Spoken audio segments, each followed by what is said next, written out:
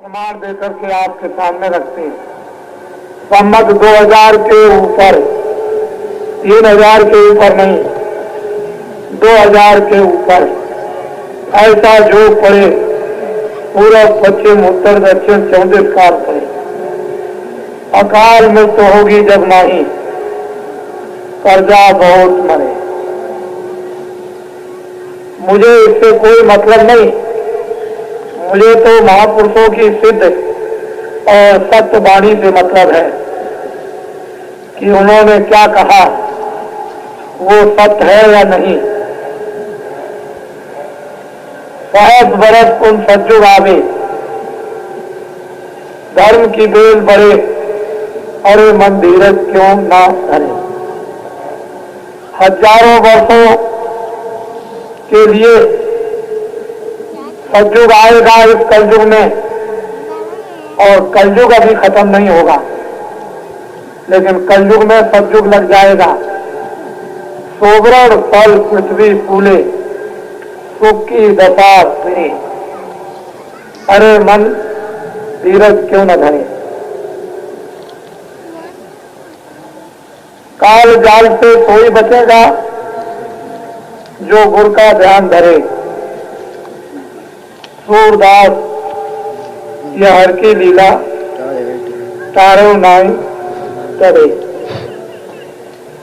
सूरदास ने 1000 बरस के लिए या 1500 बरस के लिए, संवत के लिए क्यों नहीं कहा।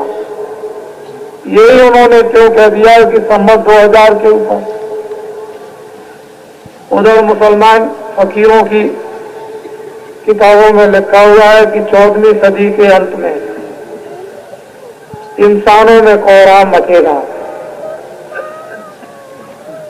कोलाहल होगा, त्राय त्राय मचेगी। उसी समय पर खुदा का पैगाम लेकर एक फकीर जमीन पर उतरेगा, सारी इंसान जाति को खुदा का पैगाम सुनाएगा। उसमें ये कहीं नहीं लिखा है कि विशेष जाति को सुनाया जाएगा, इंसान जाति को। जो भी आदमी वो इंसान, जो भी इंसान वो आदमी, जो भी इंसान वो मनुष्य। वहां मनुष्य और इंसानों की बात की, किसी छोटे मोटे आंकड़े और समुदाय की बात नहीं। सारी इंसान जाति को खुदा का पैगाम सुनाएगा। रामायण कहती है जब जब हो धर्म की हानि, बाणे असुर महाअभिमानी, तब तब प्रभु धर मनुज शरीरा। मनुष्य रूपी मकान में विशुद्ध पवित्र आत्माएं उसके हुक्म से भेजी जाएंगी और उनके द्वारा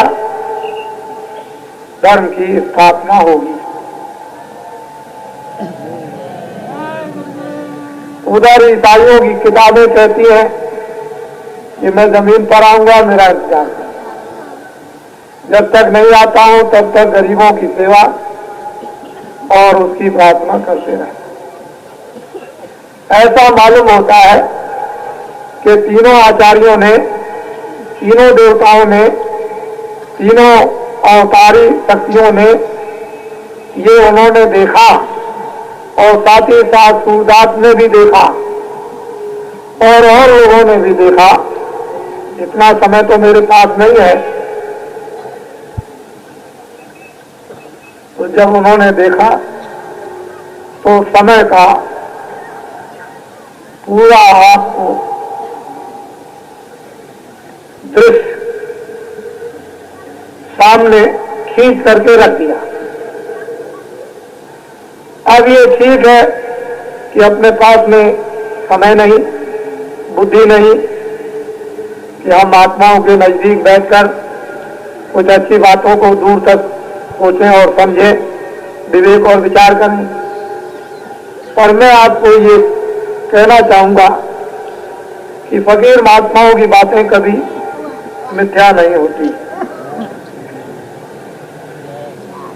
इस पर हम सब लोगों को धरती कि इंसान और आदमियों को, ये तो धर्म क्षेत्र का स्थल है, धर्म क्षेत्र भूमि है, और ये धर्म पुराण एक अड्डा है, और ऋषियों मुनियों का एक यहाँ जमघट हमेशा लगा रहता है, उसका हमें सबको गौरव स्वाभिमान होना भी चाहिए। और वो लोग, उनके कभी वचन वाणी कलाम गलत मिथ्या झूठ नहीं होते। बाबा जी ने आपके सामने एक छोटी सी बात रखी, उसी में लोगों को संदेह हुआ। मैंने कोई ऐसी बात नहीं रखी कि आपके ऊपर कोई दबाव डाला जा रहा है, ऐसी कोई बात नहीं। मैंने तो ये कहा कि पापों का घड़ा भर गया,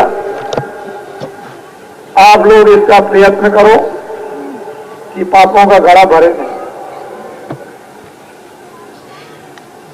एक कंस ने बच्चे 7 मार दिए, उसके लिए कृष्ण भगवान को जन्म लेना पड़ा।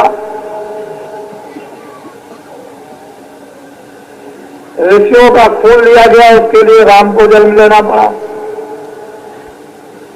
जब आपकी किताबें, जिनको हम सिर माथे रखते हैं और पूछते हैं, जब वो कहती हैं तो सतयुग बीत गया, त्रेता बीत गया, द्वापर बीत गए, कलयुग का काफी कई हजार का समय बीत गया, मुसलमान सम्राटों का समय चला गया, 700 वर्ष, अंग्रेजों का 150 साल। क्यों भाई, यही समय क्या ऐसा आया था? ये सब सृष्टि तो भगवान की है। उन्होंने तो किताबों में, जो शास्त्रों में लिखा है कि मैंने सबकी किस्मत और प्रारब्ध बनाई, तकदीर बनाई, उनके लिए सब सामान रखा, सबको विश्वास दिलाया जा रहा। ऋषि मुनि महात्मा किताबों से और अपना, तो जब सब कुछ उसने आपके पालन पोषण के लिए रख दिया, जन्म पत्री बनाकर, फिर उसने ये कहा कि मैं किसी को सोने नहीं देता हूं खाली पे, चाहे जीव जंतु हो, चाहे पंछी हो, चाहे कीड़ा हो, चाहे मनुष्य हो, सबको जब रात को सुलाता हूं तो उसके पेट में कुछ न कुछ डाल देता हूं। जहां भारत का धर्म, भारत का ज्ञान, भारत का विश्वास, ये आपको बात याद दिलाता हो, तो क्यों भाई ऐसी बात क्या आ गई, जरूरत पड़ गई कि देश में आबादी ज्यादा बढ़ गई, अब अन्न नहीं है, अब चीनी नहीं है, अब चावल नहीं है, अब गुड़ नहीं है, और अब ये नहीं है, अब ज्वार मक्का बाजरा नहीं है। ये सब ऐसी बातें क्यों आई? इससे मालूम होता है कि धरती को आपने नाराज किया, हवा को नाराज किया, आपने पानी को नाराज किया, अग्नि को नाराज किया, आपने आकाश को नाराज कर दिया। ये तो सब देवता थे, ये तो किताबों में आपको बता ही रहे कि देवता है, तो इनको आपने नाराज कर दिया। और नाराज करने के बाद फिर आप इनसे आराम चाहते हो, आप इनसे सुख समृद्धि चाहते हो, तो ये कैसे हो सकता है? तो अल्प अज्ञान अवस्था जब अपने दुष्कर्मों की आई और बुद्धि विकृत हुई, तो लोगों ने सोचा कि हम तो इनको कुछ नहीं दे सकते, खाना पानी ये वो कपड़े लत्ते। क्यों भाई, यही आया कि करोड़ों को गर्भों में सफाया कर दिया,